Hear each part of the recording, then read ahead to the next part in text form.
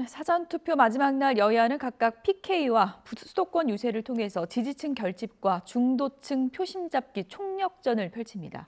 총선 기준 역대 최고 첫날 투표율을 기록한 사전투표율의 추이에도 관심이 쏠리는데요. 국회로 가보겠습니다. 박광열 기자. 네, 국회입니다. 네, 저희가 앞서 사전투표소 현장도 연결해 봤는데 정치권 역시 사전투표 추이에 촉각을 곤두세우고 있죠.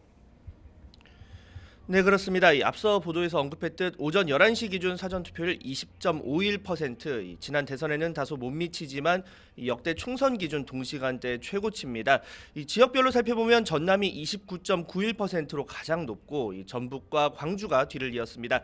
반면 대구는 16.26%로 가장 낮았고 경기와 부산, 인천 등도 상대적으로 저조한 투표율을 보이고 있습니다.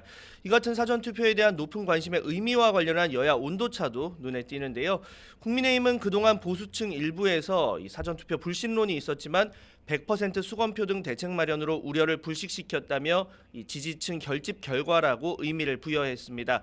아울러 대한민국 향방을 결정지을 이번 총선의 중요성을 방증하는 것이라며 거대 야당 심판과 범죄 세력 단죄에 힘을 모아달라고 호소했습니다. 반면 민주당은 높은 투표율은 강한 정권 심판 여론이 반영됐기 때문이라며 여당과 상반된 해석을 내놓았습니다. 특히 당 지지세가 강한 호남 지역 사전 투표율이 높다는 점에 주목하면서 투표율이 높을수록 야권에 유리하다고 목소리를 높였습니다. 이 유권자 연령대 구조가 변하고 사전투표 제도가 정착되면서 여야 유불리를 쉽게 예단할 수는 없는 상황인데요. 평일인 어제와 달리 오늘 토요일인 만큼 최종 사전투표율이 총선 기준 역대 최고치를 달성할지, 그리고 지난 대선 사전투표율에 어느 정도 근접할지도 주요 관전 포인트입니다. 여야 모두 막판 표심 잡기에 주력하고 있는데요. 먼저 국민의힘 한동훈 위원장, 부산으로 간다고요? 네, 맞습니다. 부산뿐 아니라 부울경 두루두루 찾는데요. 총선 전 마지막 주말인 오늘 총선 주요 승부처 가운데 하나로 꼽히는 낙동강 벨트를 포함한 부울경 지역 집중 지원 유세에 돌입했습니다. 범죄자들을 좌시하지 않을 거란 기세가 울려 퍼지게 해달라며 사전 투표 참여를 독려했는데요.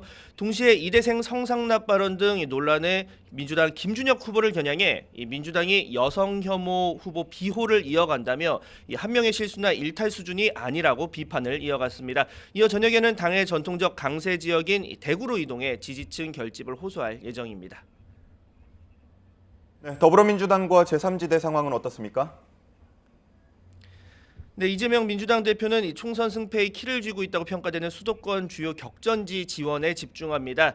서울 중성동을 지역구를 시작으로 경기 용인, 병과 이천, 여기에 경기 포천, 가평 등 수도권 북부 지역 유세까지 빼곡히 일정을 잡았는데요.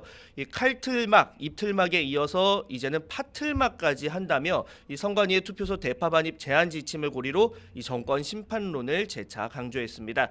제3지대 역시 선거 전 막판 총력전에 돌입합니다. 녹색정의당은 심상정 후보가 출마한 경기 고양갑 지원 유세를 통해서 지역구 수성 노력을 기울이고, 새로운 미래는 경기 부천 등 출마 후보가 있는 지역 지원에 집중합니다.